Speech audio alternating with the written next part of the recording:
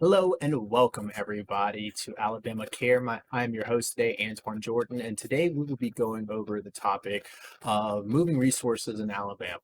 So, as some of you may know, recently I've been having to go through a move, and I've had to reach out to a lot of resources, do a lot of research, and I wanted to kind of share some of the things that I've came across that might be more beneficial to you than was beneficial to me. But I found it actually really relieving to know that it's really easy, so to speak, to kind of live on your own if you have a little bit of assistance and you have the right guidance, getting to the right tools. So today we'll be just going over some of the housing programs that Alabama has to offer.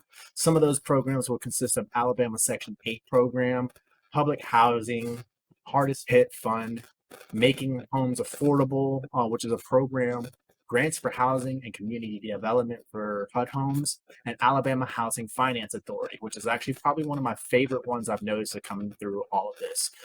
We will touch on each one of these subjects briefly and just kind of let you know what some of your options are if you're living as a roommate or living with a family member, but you're kind of ready to get out onto your own, but worried about maybe some of the income restrictions that you're limited to.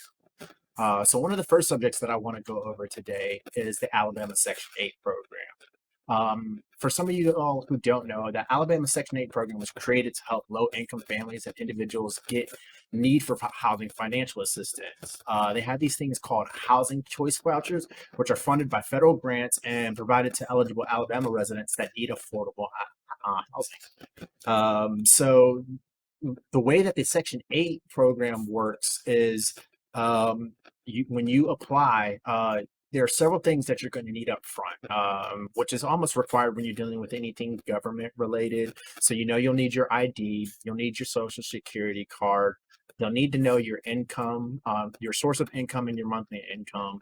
And, if you've got any kind of like savings, stocks, and bonds, you'll have to show them all of those kind of incomes to determine your eligibility to see if you fit in the Section 8 housing qualifications. But the Alabama Section 8 vouchers they do have eligibility limits. So essentially, in some areas, they require you that income area that you're choosing to live in, say it be Alabaster or Bessemer or Trustville or Irondale, um, that you are at a certain income value or less. So if the average monthly income for that general area is say 50,000, then in some of those areas they require that you can't make over 50% of that income to qualify you for those Section 8 vouchers. Current recipients of Alabama housing vouchers maintain them until their income reaches a level of value that reduces that number to zero. So if you make over a certain amount, then you become unqualified with those programs. But that is just one of the many programs that you have. One of the ones that I've looked into and that I'm actually currently on right now is the actual public housing or subsidized housing. With public housing, it's the same qualifications. They take in consideration of your income. You have to provide your social security number, your ID, and all of that information. And in my instance, I have two children. I have my son and I also have my daughter. So I wanted them to be able to take into that consideration to make sure that they found a home that fit best for us. Now, with these programs that I'm listing off to you, a lot of them do have what they call as a waiting list, but depending on your disability and the need of being able to move determines your where you sit as far as the waiting list. I applied for uh, Vincent Housing Authority, Childersburg Housing Authority, Calera Housing Authority, and Montevallo Housing Authority. And I'll say it's really important that you apply to as many housing authorities in an area that you're willing to live in, just so therefore you're not putting all your eggs in one basket and just stuck on one waiting list. The more waiting lists that you become available on, the higher chances that you'll be able to find a place of residency. And the great thing about that is that say after a year of you living at a residence after you've been on that, you can actually opt in and to switch your public housing over into a Section 8 type voucher.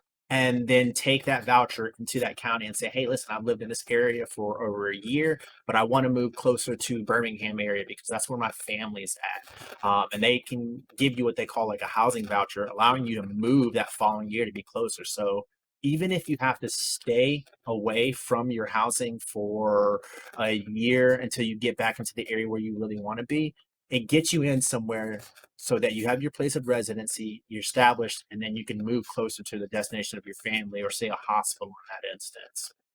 Um, so back with the public housing, low income households in Alabama are housing developments that are owned, managed, and maintained by local public housing agencies. So these homes aren't managed by property management. These aren't rent by owner. They're not through real estate companies. These homes are owned by the public housing authorities. So there are a limited amount of housing that they are allowed to provide per city or per county. And then certain housing authorities can be applied for on the internet. So what you want to make sure is that if you're looking to move in a specific area or a general area, you just Google, whatever that city is or whatever that county is and contact them. Some of the offices require that you do the forms online, which is the easiest ones that I found. And then some of them require you to come in person, grab the application, fill it out, make sure that you always bring those documents I mentioned before, like your ID, your social security card, your birth certificate, and proof of income, such as bank statements for about the past 2 months. But they'll make you bring that information in. So there's always a good thing to do your research prior to looking at some of these housing authorities and making sure that you follow them. But there are some that you can get. And after this live stream, I'll be posting these links to all the information and research information that I have found along the way to make it easier for you guys just to kind of go, point, and click and get you onto your step of being able to move into your own home.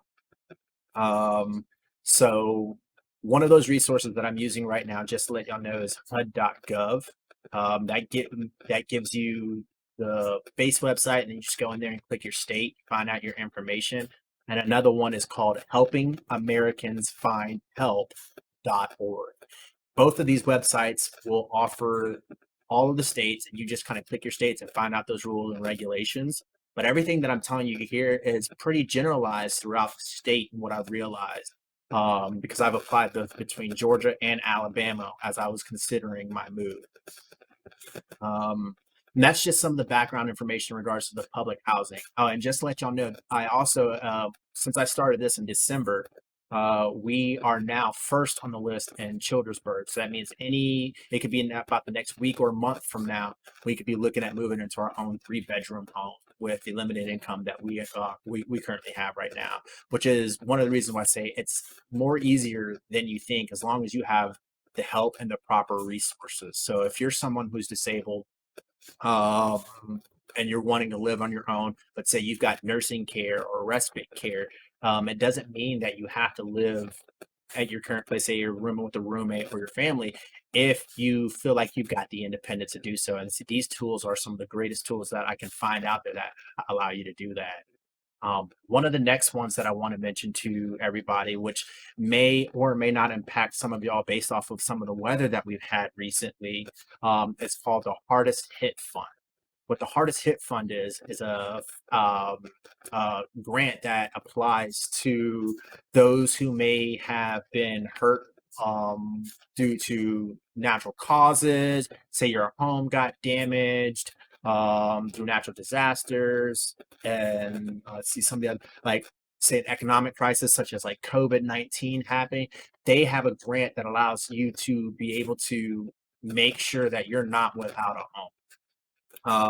It's a federally funded program that offers assistance to eligible homeowners who are struggling to make their mortgage payments as well.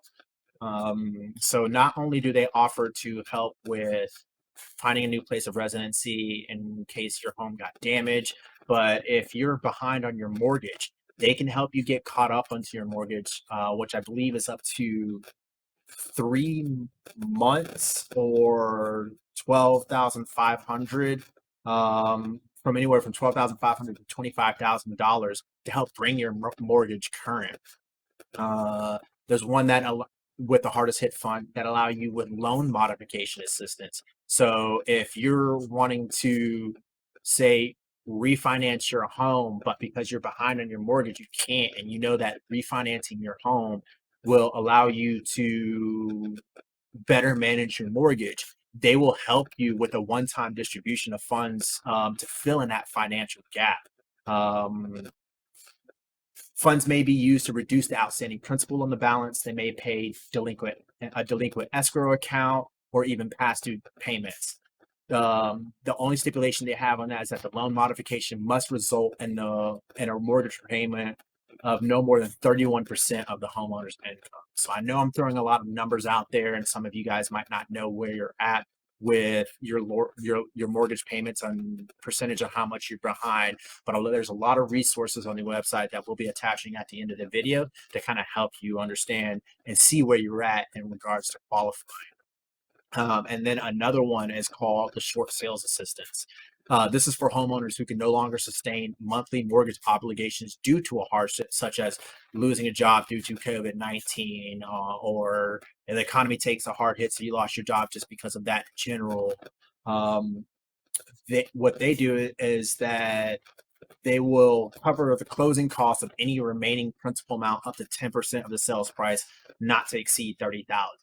So once again, I know I'm throwing a lot of numbers out there, but for some of y'all who are looking just to get mortgage payment assistance, wanting to modify your current mortgage, or trying to sell your home, but because you owe too much on it, these are some of the programs out there that can help you kind of get back on your feet, maintain your home, or sell your home in the case of hardship, or what they call the hardest hit fund.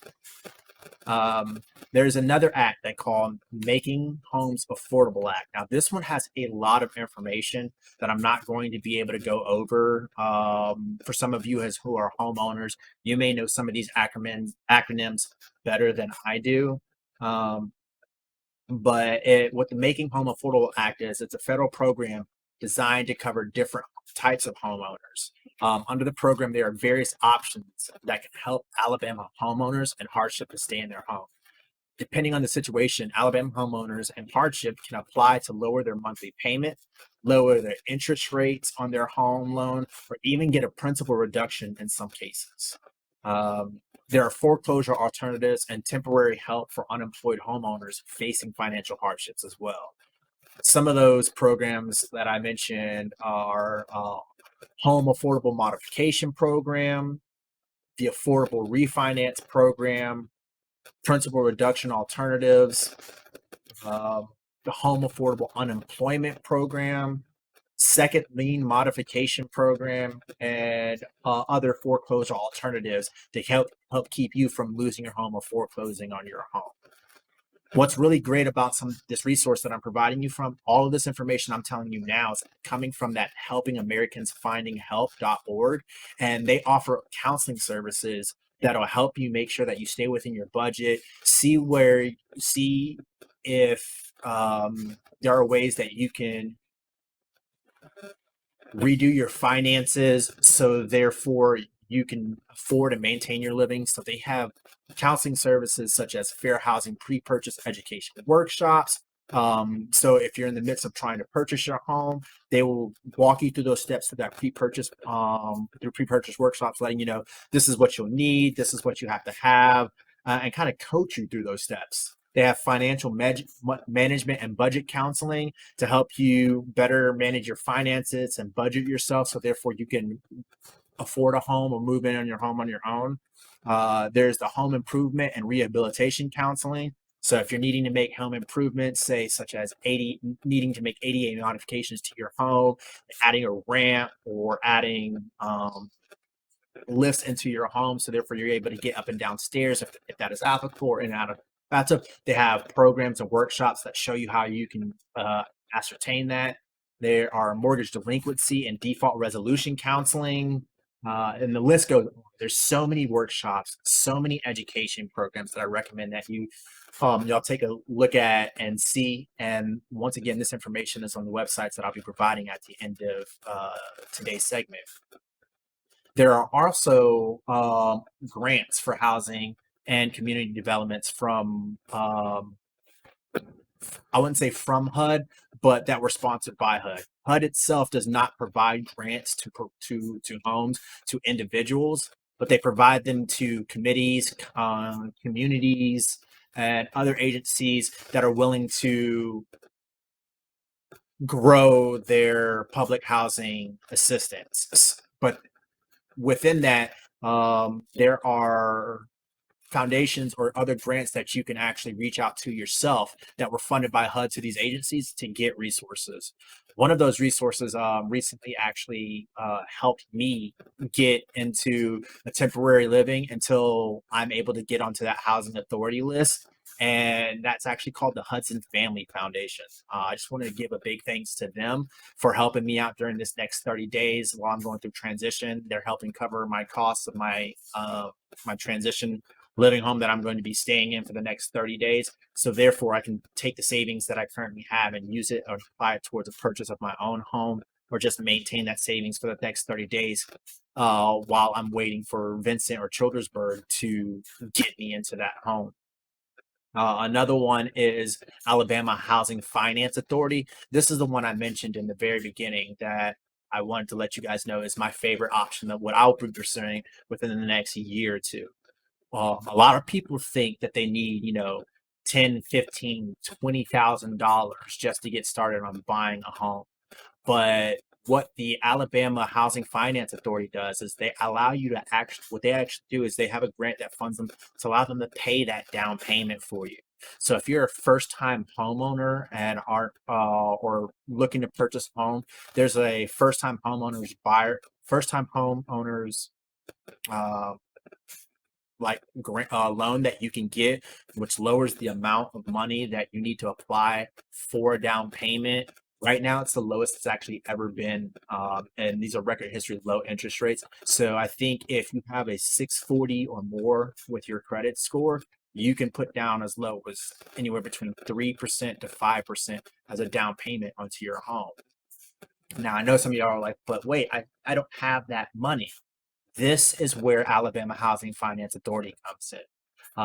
If you're still looking to purchase that home, but you don't have that 3 to 5%, and say an $80,000 home, which is roughly around $3,000 to $5,000 with that 3.5% interest rate, they will actually help fund and pay that down payment through what they call a second mortgage loan. So they'll take out a second mortgage loan on your behalf, pay that down payment, and then they just roll that into your mortgage payments, which is really, really amazing. And not only is Alabama Housing Finance Authority limited to helping you purchase home, but they also help renters out. So if you're behind on a couple of months of mortgage and or of your rent with your property agency, they'll help you catch up to 3 months of behind rent to help keep you in your home while you work towards finding a new job or go through some of the workshops that I had mentioned, such as the financial management, budgeting, and counseling, and help you kind of get back on your feet so you're not having that anxiety or that stress, having to worry about, am I going to be able to stay in my home? That is a different website that you can go to. It's called ahfa.com. For those of you who are watching and listening and wanted to kind of review and see some of these materials that I'm going on. But they offer emergency rental assistance for up to 3 months of expected rent and utilities on home energy expenses. So they're not just there to get you to buy a home. They're not just there to help you maintain your rent, but they're also there to help you with the bills that you may have been struggling with these past few months due to COVID, and either being laid off or uh, getting behind on your bills or whatever so may be the case. These are some great resources. So I want to actually step over to the Alabama Housing Finance Authority website and share some of the information that I've got here as well. So for the home buyers, I kind of want to touch bases back on that because there's multiple different programs within there.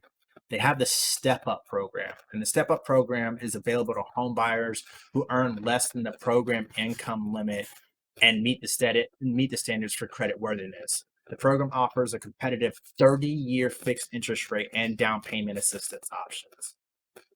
Then they also have what they call the Affordable Income Subsidy Grant. It's an addition to the down payment assistance currently offered through the Step Up program that I mentioned before through the HFA Advantage product, the HFA Advantage product, which provides eligible borrowers a grant to help with closing costs. So if some of you have purchased a home, you may have know that there's down payment and there's also closing costs. They will help you with that to make sure that you're able to pay those closing costs and the down payment, which are two separate things, allowing you to become your first home buyer.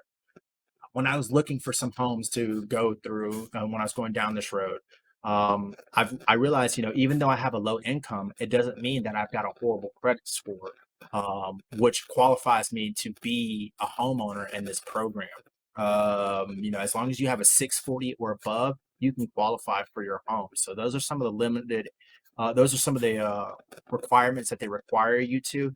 But once again, with those workshops and programs offered through helpingamericasfindhelp.org, they can help you get to that 640 score in as little as 6 months to a year if you follow the programs and those steps. And then they have what they call mortgage credit certificates. A mortgage credit certificate reduces the amount of federal income tax home buyers must pay, which in turn frees up income to qualify for a mortgage. Borrowers can claim a tax credit up to 50% of the mortgage interest paid per year, capped at $2,000 annually. It's a dollar for dollar reduction against borrowers' federal tax liability. Now, some of the stuff that I'm saying for those of you who've never purchased a home might be a little confusing. It's a little confusing to me, but this website has some great resources for y'all to be able to educate yourselves on and become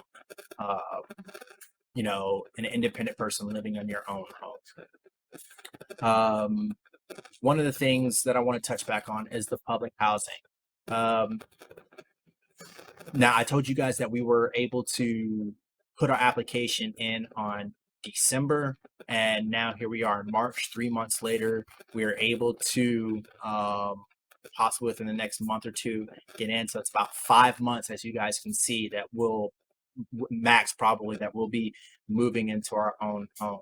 One of the things to take in consideration is disabilities. Those who are disabled or have a child or family member that will be living with them because they may be disabled and unable to work because they are the caregiver, they are going to prioritize those individuals a little bit higher up on the list in certain areas just because the need is that great.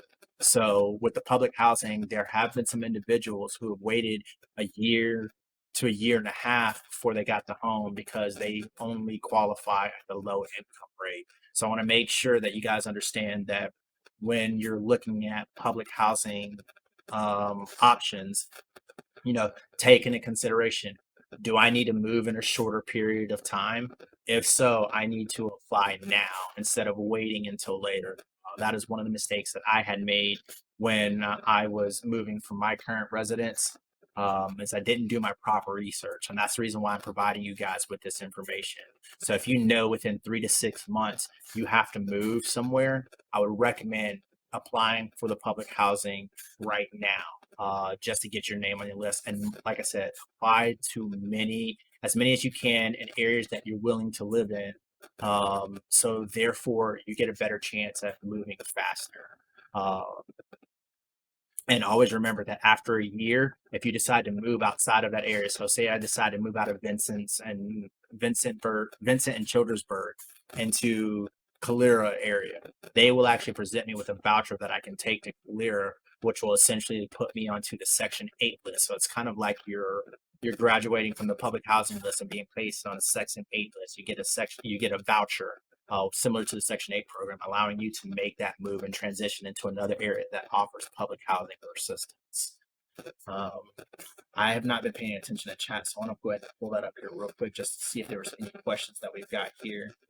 Hey, Sarah, thank you so much for coming in and watching this. And thank you, Alabama Care, for letting me know that I've been sharing some great information. I really hope this stuff is useful to you. I've and keep in mind, if you're watching this from other states, a lot of these programs and especially grants are shared nationwide. Some of the information and qualifying information may be slightly different depending on the area of income and the place that you're looking at. But most of these are almost streamlined across the board based on my research that I've done. But I always recommend doing your own research, and these links that I'll be providing at the end of this video will have information for the state that you actually live in. I know most of our watchers are Alabama, but if you're watching from afar in Georgia or Tennessee or South Carolina, these resources will have tabs that will take you in, letting you know what your state's eligibilities and qualifications are. So just want to say thank y'all so much for tuning into the broadcast. And if you have any other questions based off of some of the information that I had, you're always more than welcome to email me or message me on Facebook and let me know. And if you're having hard problems finding that information, I'll help you do that research and information too as well. So I want to be a resource to those so I can help them not make the same mistakes that I did while trying to transition into a new home. Thank y'all so much for tuning into the broadcast, and y'all have a wonderful rest of the week. Thank you.